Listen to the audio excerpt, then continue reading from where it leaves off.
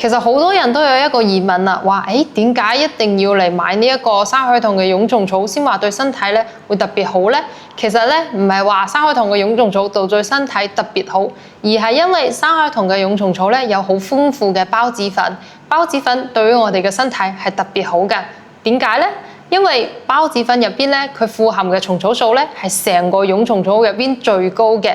而乜嘢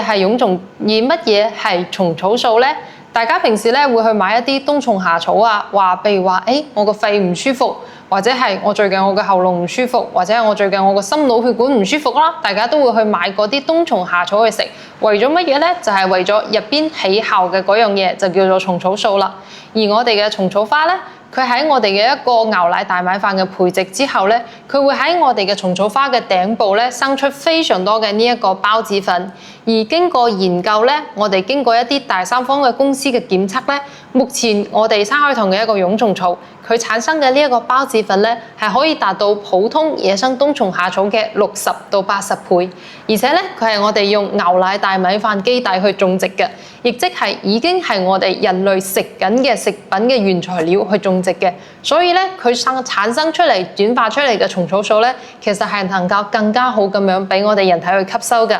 而啱先咧，我哋講到嘅一個孢子粉啦，就係我而家身邊嘅呢2罐啦。呢2罐入邊嘅孢子粉咧，係我哋平時咧喺生產嘅過程之中咧去收集到嘅蛹蟲草孢子頭頂端嘅一個孢子粉。咁佢對我哋嘅人體又有乜嘢好呢？其實咧，孢子粉入面富含嘅蟲草素咧，佢就相當於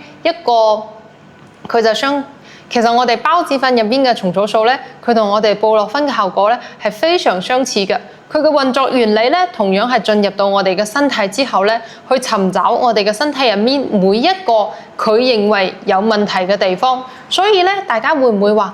我係咪真係有乜嘢病，或者我有咩病痛，或者我有咩唔舒服嘅時候，先去食呢個蛹蟲草嘅孢子粉咧？其實唔係嘅，因為蛹蟲草嘅孢子粉咧，佢入面嘅蟲草素咧落到你嘅身體之後，